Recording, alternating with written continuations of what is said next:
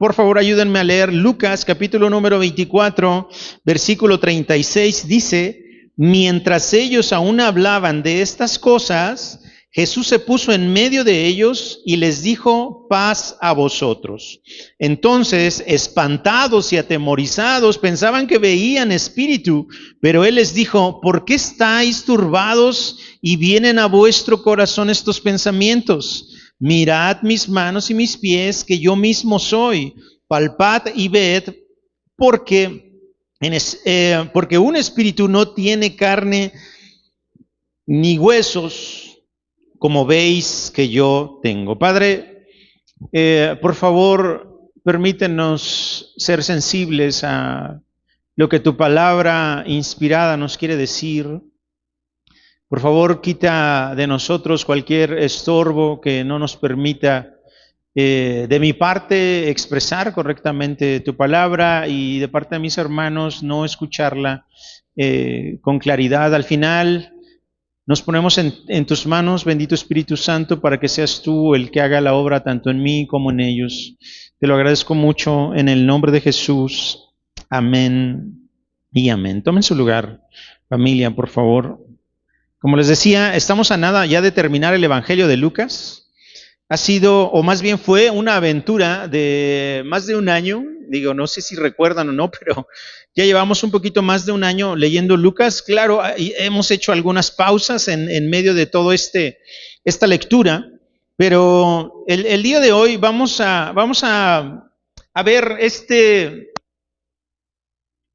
esta importancia de regresar a las Escrituras. No es algo que se le haya ocurrido a algún buen ministro, a algún buen pastor, el regresar y enfocarnos a las Escrituras, sino es algo que ya venía sucediendo desde los tiempos de Jesús. Miren lo que va a pasar en este texto. Versículo número 36 dice, mientras ellos aún hablaban de estas cosas, Jesús se puso en medio de ellos y les dijo, paz a vosotros. Más o menos se acuerdan de la cena, ¿no? Estos señores que iban hacia Emaús, al final deciden regresarse. Y cuando regresan encuentran a los discípulos platicando acerca de la resurrección. Están ellos reunidos en este lugar donde estaban de alguna manera escondidos los discípulos y estaban platicando acerca de la resurrección de Pedro.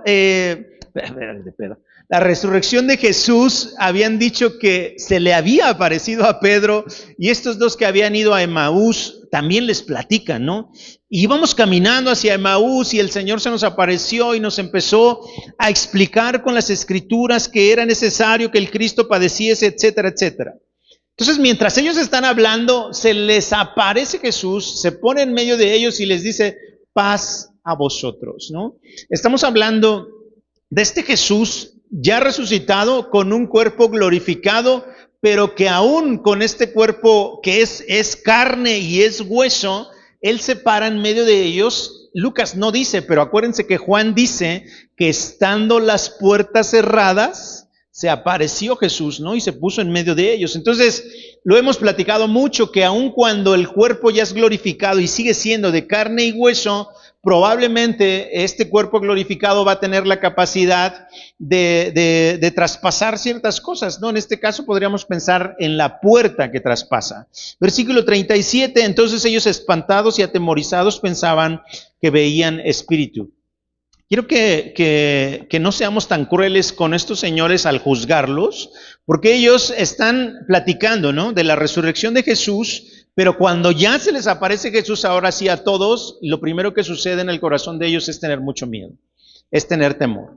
Es algo que yo siempre les he dicho, ¿no?, que muchas veces le decimos a Dios, Dios, pero muéstrame algo, enséñame algo, y cuando la Biblia habla de que se aparece un ángel o que se aparece Jesús o que se aparece a alguien, lo primero que provoca en el corazón del ser humano es temor, es mucho temor, es mucho temor. De hecho, desde el Antiguo Testamento vemos esto, porque, por ejemplo, el profeta Isaías, ¿no?, decía, oye, ¿qué va a hacer de mí? Porque yo soy una persona ay, Dios, se me fue ahorita, de pensamientos y de lengua, ¿no?, de palabras inmundas. Y entonces he escuchado a este Dios vivo, ¿no? Este temor de los seres humanos frente a algo sobrenatural, digamos que es natural. El miedo, el temor es natural frente a lo sobrenatural. Sin embargo, Lo que hace Jesús aquí, frente a este temor de los discípulos, lo primero que va a hacer Jesús es calmarlos, igual que cuando el ángel se le presentó a María, igual que cuando el ángel se le apareció a Elizabeth y a Zacarías. Lo primero que este ángel les dice a ellos es: no teman. Y aquí lo primero que Jesús les dice es: ¿por qué están turbados? ¿No? ¿Por qué están todos choqueados? ¿Por qué tienen tanto miedo? Y viene a su corazón estos pensamientos. Ellos no han expresado nada, ¿no? En teoría, según lo que dice Lucas, no han expresado nada, pero obviamente su actitud y el conocimiento de Jesús de ellos sabe que ellos tienen mucho miedo, mucho temor. Cuando nosotros estamos frente a situaciones que se salen de nuestro control, lo primero que vamos a sentir es mucho miedo, mucho temor, ¿no? Cuando alguien tiene una crisis de salud y demás, y nosotros estamos cerca de esa persona, lo primero que va a surgir en nosotros es el miedo, es el temor. Y algo que deberíamos saber con esto que estamos leyendo es que Jesús también conoce el temor que hay en nuestro corazón. Jesús también conoce la incertidumbre que hay en nuestro corazón. Jesús conoce estas dudas que tenemos en el corazón y en la mente acerca de qué va a pasar con esto o qué va a pasar con aquello. Y Jesús, si nosotros estamos confiando en Él, deberíamos saber que Él está allí y que lo que va a hacer si no nos despegamos de Él, si estamos constantemente con Él, es calmar nuestro corazón, calmar nuestros temores. Y es lo que está haciendo aquí con sus discípulos. El versículo 39 les dice: miren mis manos y mis pies. Miren mis manos y miren mis pies, que yo mismo soy, les dice Jesús.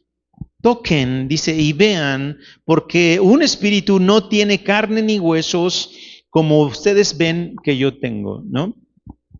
Ellos estaban pensando que estaban viendo un espíritu, y Jesús se acerca con toda esta confianza que Él siempre se ha acercado a ellos y les dice: miren, toquen, palpen, ¿no? Asegúrense que soy yo, porque un espíritu, dice, no tiene carne y no tiene huesos.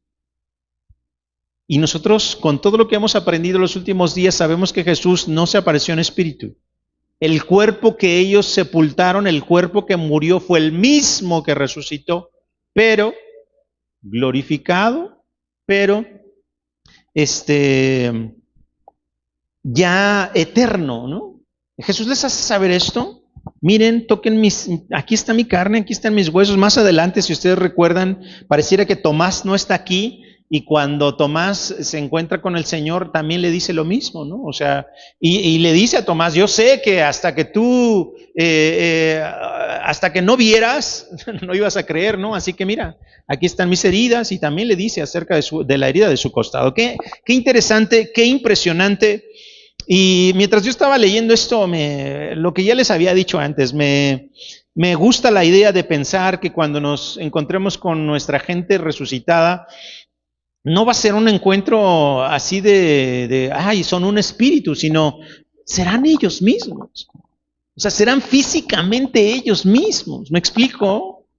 Pero con un cuerpo incorruptible, glorificado. Eso nos tiene que dar mucha esperanza, de verdad. Muchísima esperanza. Y vuelvo a repetir lo mismo que ya les he dicho: esto nos tiene que ayudar a evitar el miedo a la muerte, porque es parte de esta vida, la misma muerte. Al contrario, debemos tener esta esperanza de que en Jesús vamos a poder ver a nuestra gente nuevamente, tal cual, como los vimos la última vez, así los vamos a volver a ver. Así, tal cual, ¿sale? Jesús les hace esta muestra de su carne, de sus huesos, y les dice el 41, y como todavía ellos, perdón, el 40, y diciendo esto les mostró las manos y los pies, 41, y como todavía ellos de gozo no lo creían, estaban maravillados, les dijo: ¿tienen algo de comer? Jesús. ¿Tienen algo de comer? La pregunta es: ¿este cuerpo glorificado necesita todavía los alimentos? No, ya no los necesita, porque este cuerpo, como ya no se va a descomponer, ya glorificado, no necesita ni los alimentos, no necesita ni dormir, no necesita nada de lo que hoy necesitamos para poder subsistir. Sin embargo, Jesús hace esto justamente para volverles a traer la calma a sus discípulos. Miren, o sea, soy yo, tan soy yo que, a ver, tienen algo que comer, y ellos le dieron parte de un pez asado y un panal de miel, y él lo tomó y comió delante de ellos, y el 44 les dijo: estas son las palabras que les hablé, estando aún con ustedes, que era necesario que se cumpliera todo lo que está escrito de mí en la ley de Moisés, en los profetas y en los salmos. Ok. Este versículo 44 y 45 van a ser los dos versículos en los que vamos a poner mucha atención, porque la idea, vuelvo a insistir, de que nosotros en esta congregación estemos tratando de regresar a las Escrituras, que nuestra enseñanza no esté basada en la experiencia de la persona que está acá arriba, que mis experiencias no sean la pauta para que ustedes digan: yo quiero sentir lo mismo que él o que ella o que cualquiera que está aquí, o yo quiero experimentar lo mismo.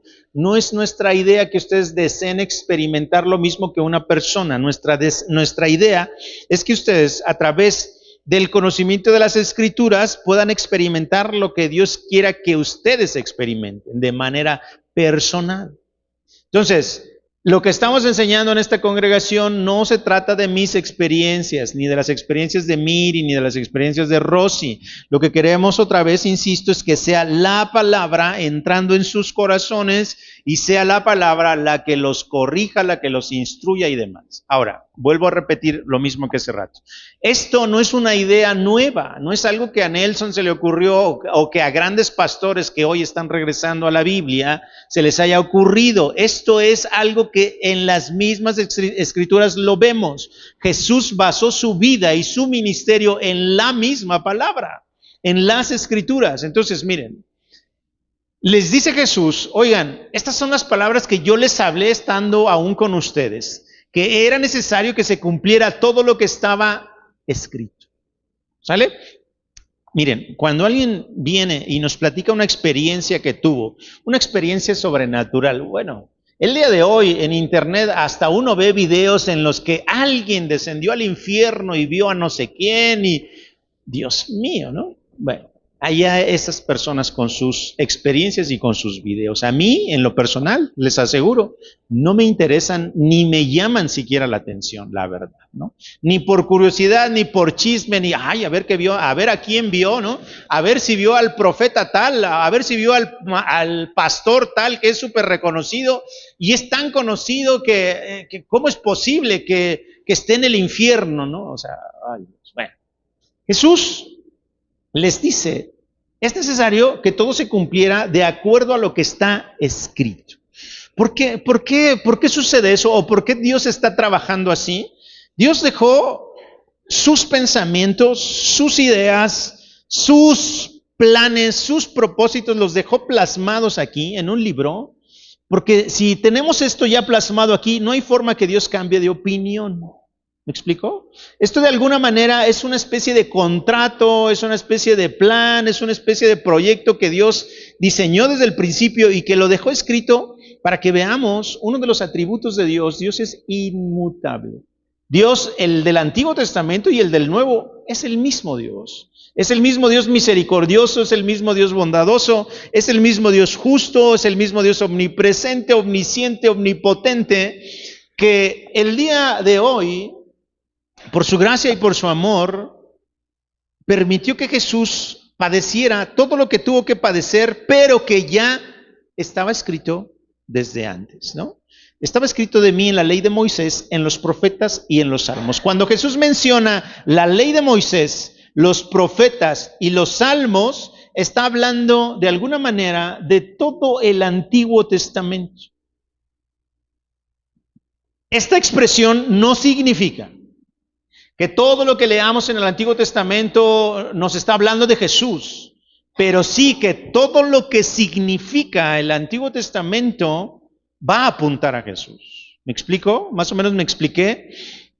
¿Por qué lo digo? Porque a veces quisiéramos o nos gustaría mucho que en cada historia que leemos tratar de encontrar ahí a Jesús, pero en efecto va a haber textos muy, muy específicos que nos van a hablar de Cristo. Hay otros que de manera indirecta nos van a hablar de Cristo, pero Jesús mismo está diciendo que en la ley de Moisés, en los profetas y en los salmos, allí estaba ya escrito lo que iba a suceder con él.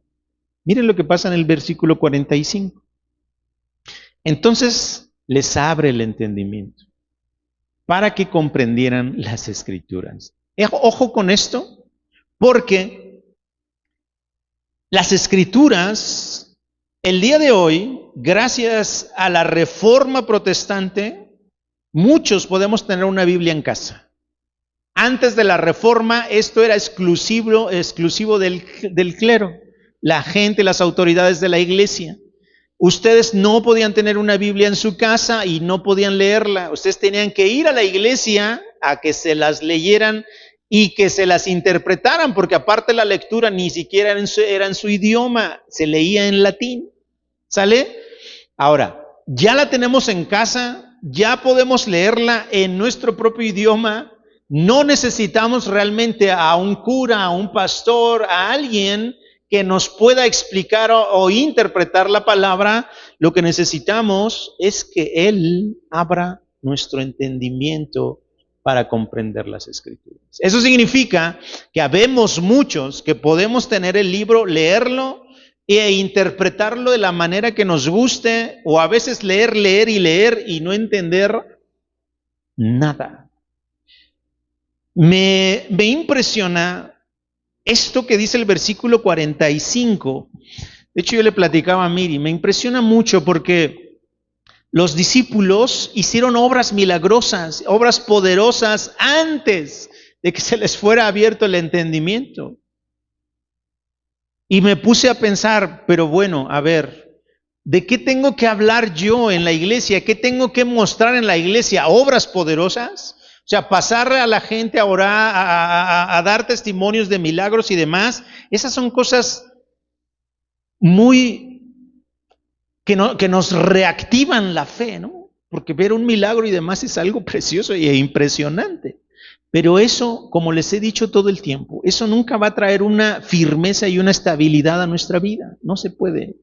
Porque eso va a provocarme, sí, despertar mi fe un ratito y ya. Al rato ya no quiero saber nada porque ya no ha habido otro milagro. Pero cuando se nos abre el entendimiento acerca de las Escrituras, nuestra fe va a permanecer firme. Acuérdense que la fe viene por el oír y no oír cualquier cosa, oír su palabra, ¿no? Entonces, vamos a ver que Lucas, por ejemplo, pocas veces mencionó el tema de las Escrituras. Les he dicho que Lucas es un gentil, pero hay alguien que le escribió específicamente a los judíos y ese fue Mateo. Entonces Mateo va a estar usando mucho eso. Va a estar usando mucho el tema de las Escrituras. Le voy a pedir a Dieguito, a ver si me ayuda. Vamos a ir pasando varias citas. Vamos a empezar con Mateo 21. Mateo 21, 42, miren lo que dice. Jesús les dijo, ¿nunca leyeron en las Escrituras? La piedra que desecharon los edificadores ha venido a ser cabeza del ángulo. El Señor ha hecho esto y es cosa maravillosa a nuestros ojos. Jesús diciendo esto otra vez. No por algo que Jesús dijera, yo voy a venir a decirles lo que a mí se me plazca porque yo soy Dios. Él vino otra vez a hablar lo que decían las Escrituras. Siguiente versículo. Mateo 22, 29 dice, entonces respondiendo Jesús les dijo, erráis ignorando las Escrituras y el poder de Dios. Ojo aquí, ¿por qué nos equivocamos tanto, familia?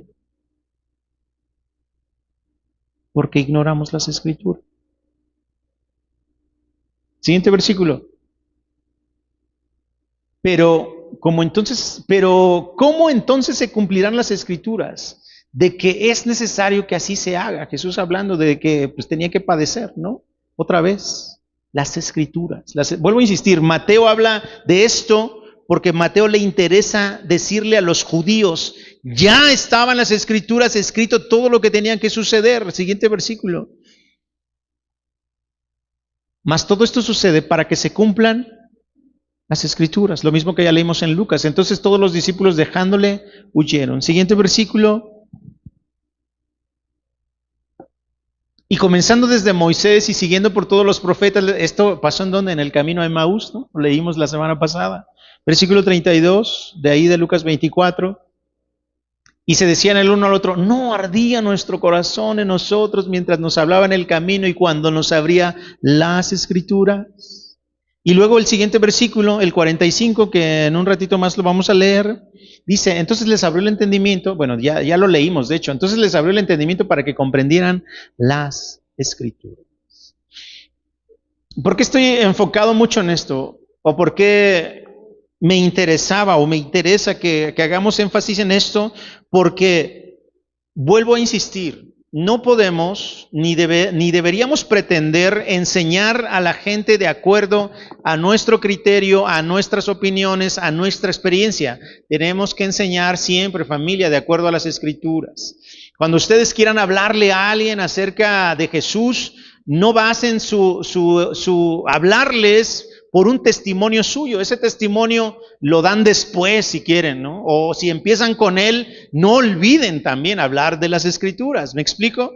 O sea, tampoco es que esté vetado, ¿verdad? No puedes hablar de tu testimonio. No, claro que sí, por supuesto que sí, pero tu testimonio tiene que ser algo que tú lo respaldes con las mismas Escrituras. ¿Me explico? ¿Para qué? Para que el fundamento que tú siembres en esa persona que le estás hablando no sea una idea tuya, una experiencia tuya, sino sea su palabra.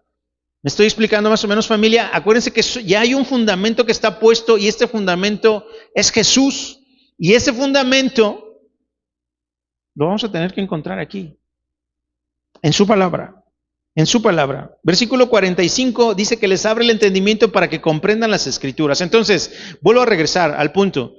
Es más importante, familia, es mucho más importante que nuestro entendimiento esté abierto que cualquier otra cosa, ¿no? Cuando el entendimiento está abierto, Dios ya puede hacer lo que Él se le antoje.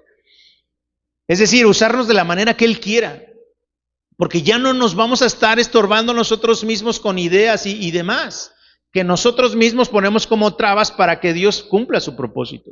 Al final, cuando Él abre nuestro entendimiento, y después más adelante vamos a ver que Él va a hacer una segunda cosa, que es lo que va a dotar al creyente para poder predicar el Evangelio de la manera correcta. Entonces, la primera cosa es esa, que Él abra nuestro entendimiento. Ojo aquí, si alguno de ustedes piensa que su entendimiento sigue velado y cerrado, porque yo todavía sigo pensando eso acerca de mí, dice la palabra que si a alguien le falta sabiduría, que se la pidamos a Dios. Entonces, ese es otro asunto. Necesitamos ser como los alcohólicos anónimos, ¿no? O sea, el primer paso para poder regresar al buen camino es reconocer, ¿no?, que somos alcohólicos. Y en este caso, también el primer paso de la salvación es reconocer que somos pecadores. Y en este asunto de la sabiduría o del entendimiento es reconocer que no entendemos bien las cosas, ¿no? Como estos del camino a Emaús, que Jesús les dijo que eran bien lentos para entender y para comprender, ¿no? Entonces, ese es el primer asunto. Si nosotros, familia, sabemos o pensamos o creemos que nos falta todavía entender mucho, pidámosle a Dios sabiduría. Pidámosle a Dios sabiduría. Jesús les abre el entendimiento para que comprendan las Escrituras y les dice, así está escrito y así fue necesario que el Cristo padeciera y resucitara de los muertos al tercer día y que se predicase en su nombre el arrepentimiento y el perdón de pecados en todas las naciones, comenzando desde Jerusalén. ¿Se acuerdan que empezó a predicar Pedro, Pablo, los apóstoles, los discípulos? Empezaron a predicar todo lo que había sucedido con Jesús, su muerte y su resurrección, pero nunca faltó que ellos respaldaran esta predicación con la palabra de Dios. Miren lo que dice Hechos 17:3. Hechos 17:3. ¿Podemos empezar en el 1, Dieguito? Porfa, miren lo que dice Hechos 17:1, dice, pasando por Anfípolis y Apolonia, llegaron a Tesalónica, donde había una sinagoga de los judíos. Aquí es Pablo, ¿no? Pablo y sus secuaces. Y Pablo, mira, ahí está. Y Pablo, como acostumbraba, fue a ellos y por 3 días de reposo discutió con ellos. Versículo 3, declarando y exponiendo por medio de las Escrituras que era necesario que el Cristo padeciese y resucitase de los muertos, y que Jesús, a quien yo os anuncio, decía él, es el Cristo. Vuelvo a insistir, Ellos tuvieron la experiencia. Pablo tuvo la experiencia de un encuentro personal con Jesús resucitado y él exponía siempre su testimonio. En la Biblia vamos a encontrar su testimonio como 4 o 5 veces, no recuerdo. Pero exponía su testimonio, pero al final, por medio de las Escrituras, él les expresaba que era necesario que el Cristo padeciese, resucitase de los muertos. Y al final les dice, y este Jesús a quien yo les anuncio es el Cristo. Pero vuelvo a insistir, para los judíos no era de que, ay, pues sí, qué bonito que tuviste una experiencia. Y Pablo tenía la responsabilidad de respaldar con las Escrituras todo aquello que él les estaba predicando. Y lo que dice el versículo 11, Dieguito, de ahí del 17. Versículo 3, capítulo 17, versículo 11 de Hechos, dice, y estos eran más nobles que los que estaban en Tesalónica. ¿Se acuerdan de esto? ¿Quiénes estos? Los de Berea, ¿no? Pues recibieron la palabra con toda solicitud, escudriñando cada día las Escrituras para ver si estas cosas eran así. Vuelvo a insistir, tenemos una responsabilidad, familia, de entrar a las Escrituras, de ver qué dicen las Escrituras. La semana pasada creo les dije, a ver, ha venido gente a predicar aquí, esperemos en Dios que venga más gente a predicar aquí. Nelson predica aquí, ustedes tienen que ir a las Escrituras y corroborar que lo que Nelson diga sea cierto y sea correcto. Si yo empiezo a decir tonterías, no escuchen lo que estoy diciendo. Tengo que decir y siempre hablar lo que dicen las Escrituras. Estos de Berea agarraban la Biblia, escudriñaban la Biblia y corroboraban que todo lo que les estaba diciendo Pablo era cierto. Vamos al siguiente versículo, Dieguito, Hechos 18. Versículo 24, llegó entonces a Éfeso un judío llamado Apolos, ¿se acuerdan de Apolos? Natural de Alejandría, varón elocuente, poderoso en las Escrituras. Este señor no había escuchado de Jesús, él había escuchado hasta el bautismo de Juan. Y eso no fue impedimento para que él se parara a predicar. Por supuesto que después esta parejita,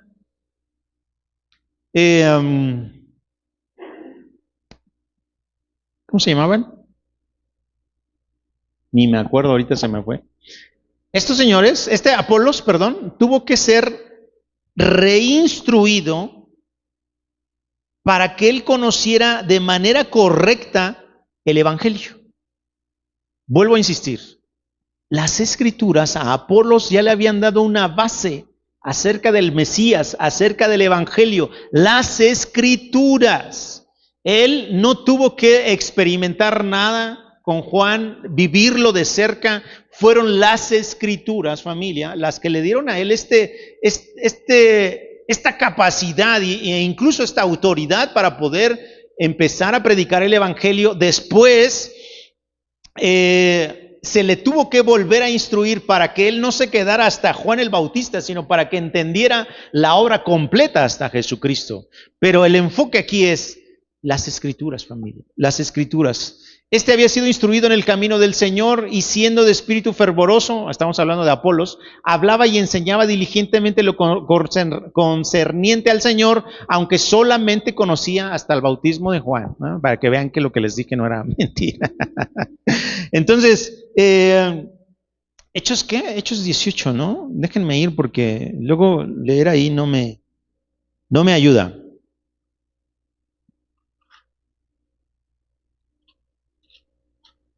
Ok, Hechos 18.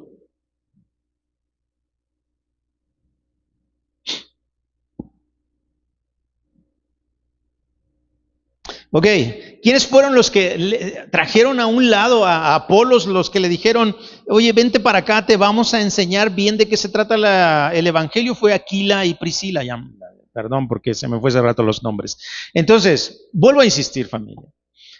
¿Cuál es la idea? ¿De qué estoy hablando? Quiero, por favor, que nos quede muy claro que si nosotros no vamos a su palabra, que si nosotros no venimos aquí, difícilmente vamos a tener las herramientas necesarias para poder anunciar el Evangelio. Entonces, la palabra de Dios al final es su pensamiento, es como si Dios nos diera acceso a sus ideas, a su mente, y que nosotros tuviéramos ese privilegio de entrar a su mente y escudriñar qué es lo que Él quiere para nosotros, ¿no? Para nuestra vida. Vamos a leer una última cita en 1 Corintios capítulo 15, igual creo que lo leímos hace 8 días o hace 15 días, ni me acuerdo. 1 Corintios capítulo 15, versículo 3 dice, porque primeramente les he enseñado lo que asimismo recibí, que Cristo murió por nuestros pecados conforme a las Escrituras. ¿Qué sigue? Y que fue sepultado y que resucitó al tercer día conforme a las Escrituras. Necesitamos, familia, insisto, regresar a las Escrituras. Déjenme decirles algo, ahorita que Gonzalo no está disponible. Él me dijo, oye, ¿sabes qué? De todo el tema que me diste se me está complicando mucho. Le dije, ¿sabes qué? Respeta nada más los títulos y básate en las citas para que nos compartas algo. O sea, olvídate de todo el texto que viene ahí en la clase. Agarra las citas, escudriña las citas y con base a las citas expon. Y fue lo que hizo, ¿no? Fue lo que él hizo. Entonces, ¿por qué lo menciono también? Porque en efecto, o sea, hoy día tenemos a nuestra disposición material para aventar para arriba. No saben el trabajo que me costó a mí decidirme por un material para que se nos enseñara en este lugar. Porque leo cada material y digo, ¿qué es esto? ¿No? ¿Qué es esto?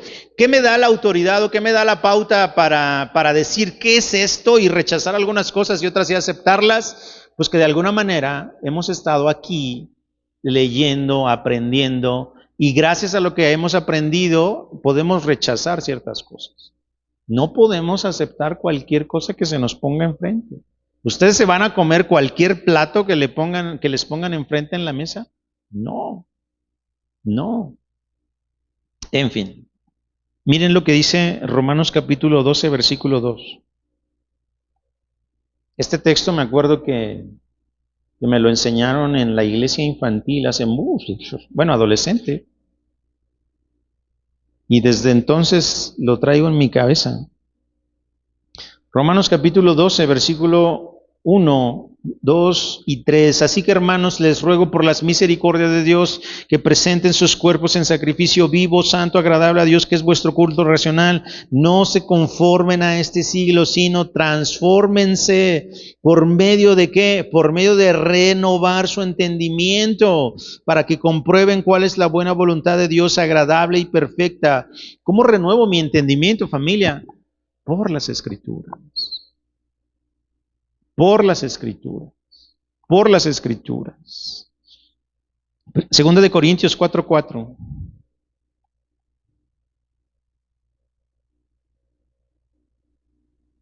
4:4.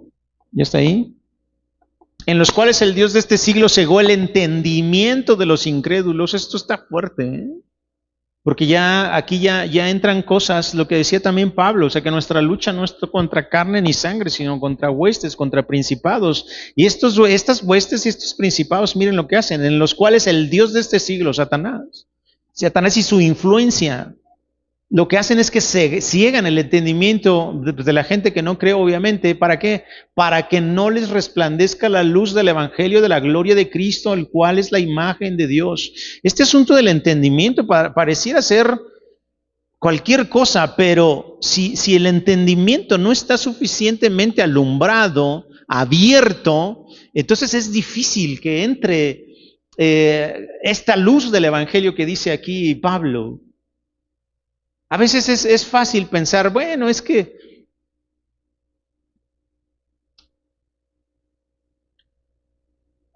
pues nos enfocamos nada más a estar orando por esta persona, ¿no? Orando para que sane, orando para que Dios la levante de esa situación o la saque de ese problema.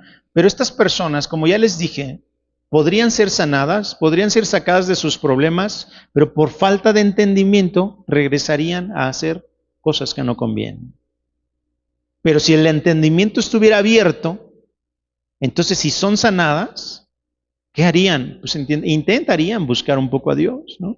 Pero el entendimiento cerrado con una obra milagrosa no trae buenos resultados. Una obra milagrosa con el entendimiento abierto, wow. Wow, ¿no? Porque tenemos al hermano que Dios lo sacó, al hermano que Dios lo sacó de un asunto complicadísimo de salud, pero si ellos tuvieran el entendimiento cerrado, pues andarían ahorita disfrutando de la vida, haciendo cualquier cosa, menos estando en la iglesia, ¿no? Gracias a Dios porque Él está abriendo nuestro entendimiento. Efesios 1:8.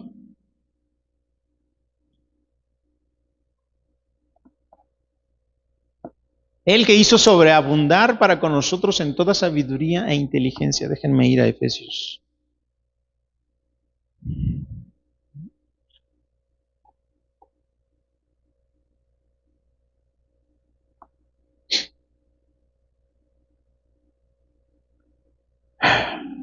De verdad que cuando leo ya un versículo así me quedo con... Y luego, ahorita que estoy ya en Efesios 1 me dan ganas de leer todo el capítulo. Pero no lo vamos a leer. Vamos a enfocarnos entonces a eso. Otra vez sabiduría, otra vez inteligencia. Y esto, según lo que está diciendo Pablo, es para... híjoles, que sí lo tengo que leer. ¿Me dan permiso de leérselos? ¿Sí? Ok. Efesios 1, a partir del versículo 3, dice, bendito sea el Dios y Padre de nuestro Señor Jesucristo, que nos bendijo con toda bendición espiritual en los lugares celestiales. Esto Chío ya nos lo explicó, ¿no? En su lectura de Efesios. Según nos escogió en él antes de la fundación del mundo para que fuéramos santos y sin mancha delante de él, en amor habiéndonos predestinado para ser adoptados hijos suyos por medio de Jesucristo, según el puro afecto de su voluntad. Si ustedes estaban preguntándose, pero ¿por qué el Señor me escogió? ¿Qué tengo yo que le pueda ser útil a Dios? No tenemos nada. Pero según el puro afecto de su voluntad. Así para que no se me estén latigueando ustedes todo el tiempo. Es que no soy nadie por mi culpa.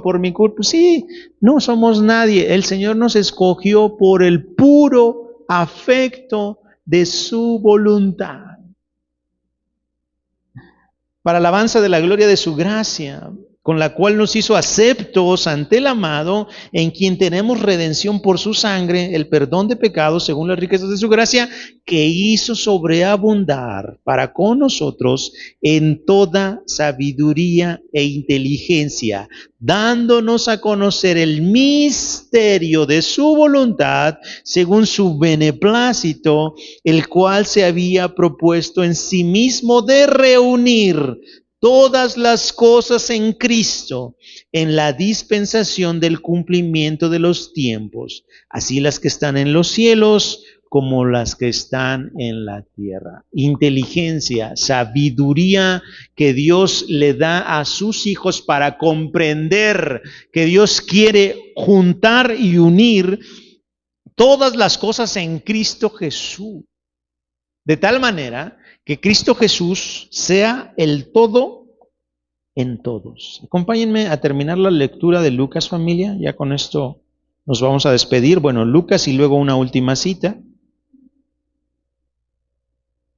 Miren lo que dice Lucas. ¿En qué versículo nos habíamos quedado de Lucas? En el 47. Todo esto que Jesús hizo, voy a volver a leer desde el 45. Entonces les abrí el entendimiento para que comprendieran las Escrituras y les dijo, así está escrito, y así fue necesario que el Cristo padeciese, resucitase de los muertos al tercer día, y que se predicase en su nombre el arrepentimiento y el perdón de pecados en todas las naciones, comenzando desde Jerusalén. Ok, se nos abre el entendimiento. Y parte de que se nos abra el entendimiento es que nosotros prediquemos en su nombre el arrepentimiento y el perdón de pecados a todas las naciones, y dice ahí comenzando desde Jerusalén. Y vosotros sois testigos de estas cosas, dice 49, terminamos con esto. Bueno, no, todavía no terminamos. He aquí, yo enviaré la promesa de mi Padre sobre vosotros, pero quedaos vosotros en la ciudad de Jerusalén hasta que seáis investidos de poder desde lo alto. ¿Se acuerdan cuál es esta promesa?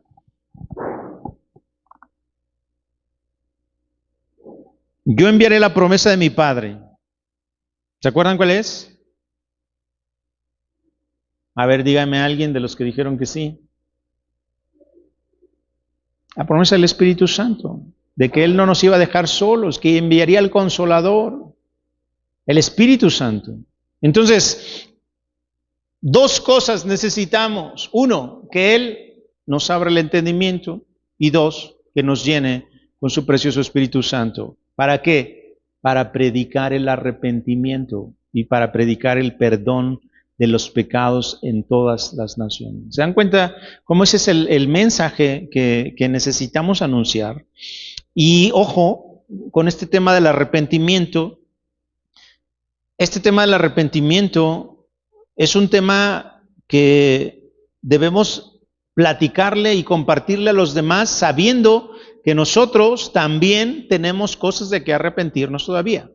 ¿Sí me explico? O sea, mi predicación no es tú eres el malo y tú eres el pecador y yo soy el santo. No.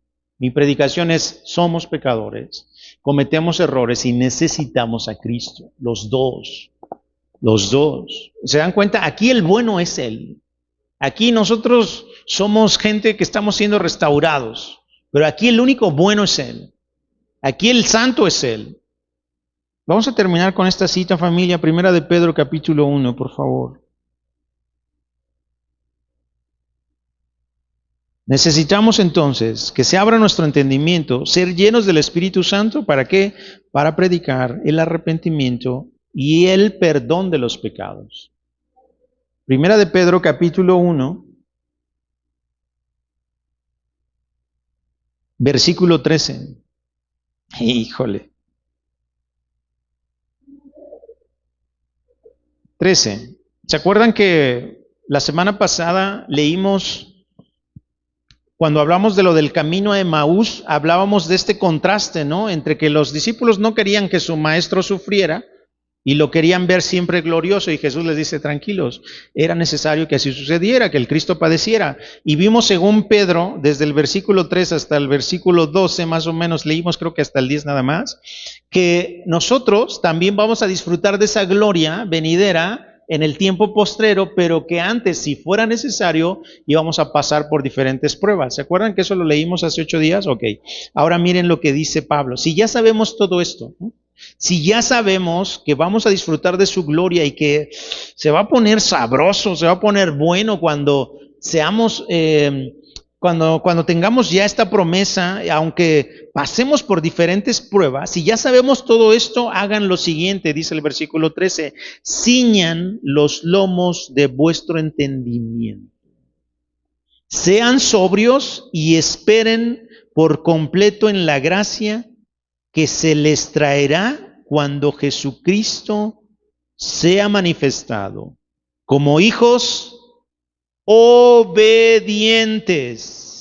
no se conformen a los deseos que antes tenían estando en su ignorancia, sino como aquel que los llamó es santo, sean también ustedes santos en toda su manera de vivir, porque escrito está, sed santos, porque yo soy santo.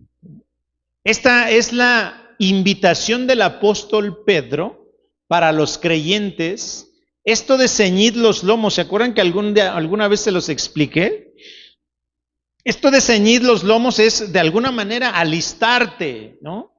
Para que no estés incómodo. Esto de ceñir los lomos, ¿se acuerdan que les dije que era traer la túnica hasta acá, amarrártela bien para que al momento de correr no te estorbara, no tropezaras y no cayeras?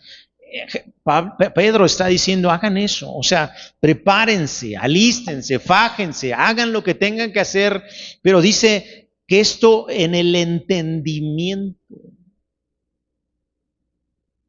En el entendimiento. En el entendimiento. Y después empieza a decir muchas cosas. Dice, cuando entonces tú haces esto, ya no vas a ser un ebrio, vas a ser sobrio. ¿Por qué? ¿Por qué recomienda esto Pedro? Pues porque el que está ebrio ya no piensa. Toma decisiones de impulso nada más, no con el entendimiento. Luego dice, como hijos obedientes. Un hijo desobediente es alguien que no ha entendido. De hecho, ahí mismo lo dice, no conforme a sus deseos que tenían antes estando, ¿qué? En ignorancia. Terminamos, sino como aquel que los llamó es santo, sed ustedes santos. Este es el objetivo de todo creyente. Ser santo es que mi vida esté apartada para poder glorificar a Dios absolutamente en todo lo que yo haga. En este proceso ya voy a ser una persona perfecta, no, voy a ser una persona que está expuesta también y susceptible al error, pero que yo tengo la entera decisión y determinación de estar apartado para Dios. Eso es ser santo, ser santo. Sí, estoy intentando hacer las cosas de la mejor manera, pero me gana mi carne de repente, es volver al Señor, venir al arrepentimiento y decirle, Señor, por favor, ayúdame. Porque claro que quiero, pero esta carne no me deja. Necesito más de ti y más de tu Espíritu Santo. Vamos a ponernos de pie, familia, y le vamos a pedir hoy a Dios sabiduría. Le vamos a pedir sabiduría porque acabamos de descubrir que es importante que el entendimiento esté abierto. Es importante que no actuemos de acuerdo a nuestra condición anterior de ignorancia. El día de hoy, cualquiera de ustedes que están aquí, si decide regresar a un estilo de vida pasado, ya no hay justificación de por ignorancia. Ya es una decisión muy, muy personal, ¿no? Y que nosotros, bueno, estamos aprendiendo a respetarla, aunque nos duele mucho, ¿no? Aunque nos duele mucho. Vamos a orar y vamos a pedirle a Dios que nos dé sabiduría, pero también que nos dé lo necesario para no regresar a este estilo de vida de ignorancia, sino que ahora, por su Espíritu Santo, podamos ser personas santas, es decir, enfocadas y apartadas con el propósito de honrar y de glorificar a Dios en todo lo que hagamos. Vamos a orar. Padre, gracias, muchas gracias por tu palabra. Gracias por hablarnos de la manera que tú nos quieres hablar. Yo sé, bendito Dios, que a veces es bien complicado andar en tus caminos porque toda esta sociedad, toda esta cultura en la que vivimos es contraria a ti. Toda esta cultura, toda esta sociedad nos invita al pecado, celebramos el pecado, aplaudimos el pecado, premiamos el pecado. Y estar contigo, bendito Dios, es ir en contra de esta cultura, es ir en contra de este mundo, y eso no es fácil. Por eso el día de hoy te queremos pedir de tu Espíritu Santo. Te queremos pedir más de tu Espíritu Santo para que Él nos ayude a tomar buenas decisiones, a tomar a decidir correctamente cuando nos enfrentamos, cuando estamos frente a la disyuntiva de si irnos hacia el mundo o si agradar a Dios, agradarte a ti. Por favor, ayúdanos, así como le abriste el entendimiento a tus discípulos para que ellos pudieran convertirse de personas temerosas a personas dispuestas a entregar su vida por el Evangelio, así como hiciste con ellos, haz con nosotros. Ábrenos el entendimiento y deposita tu bendito Espíritu Santo en cada uno de nosotros. Te lo ruego en el nombre de Cristo Jesús. Padre, yo pongo en tus manos a cada uno de mis hermanos. Porque tal vez yo no sé las luchas de ellos, pero tú sí las sabes. Yo no sé los temores de ellos, pero tú sí los sabes. Yo no sé, bendito Dios, sus dudas, pero tú sí las sabes. Y tú en medio de todo eso, bendito Dios, sigues estando con ellos y no los vas a dejar. Muchísimas gracias, Padre. Nos ponemos en tus manos. En el nombre de Jesús. Amén y amén.